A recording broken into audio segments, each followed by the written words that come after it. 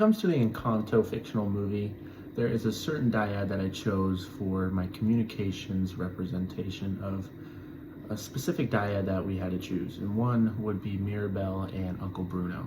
And the reason why I chose these two is for many reasons. Self-concept for one, communication, competence, and so on. And in summary, Mirabelle and Uncle Bruno's characters in Encanto are very much similar in many ways.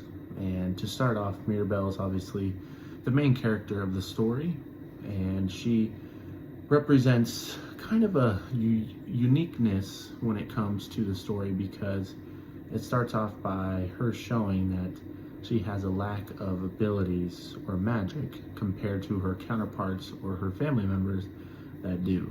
And she finds herself very reminiscing in a lot of the ideas of that she is different from everyone else, and she has a self-conceptualization of herself that is often negative, but she has resilience, and she goes through the story finding herself in a way that nobody else in the story had to.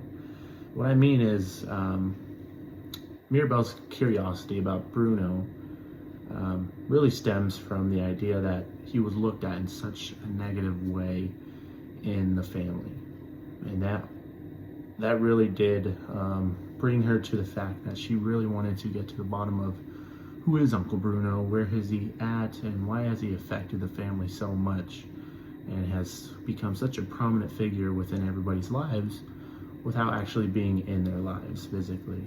And so, in summary, they offered nuanced portrayals of self-concept and, illustrating themselves as unique and resilient, and oftentimes like self-acceptance.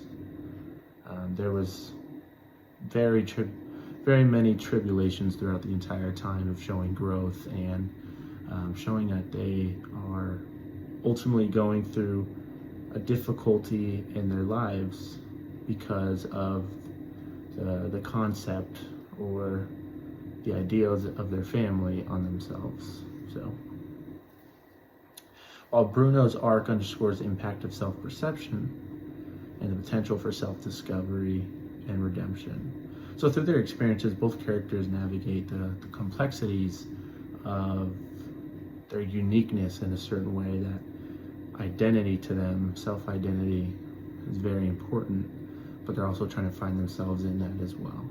So ultimately, they find a deeper understanding of their place, not only within their family, but in the world too.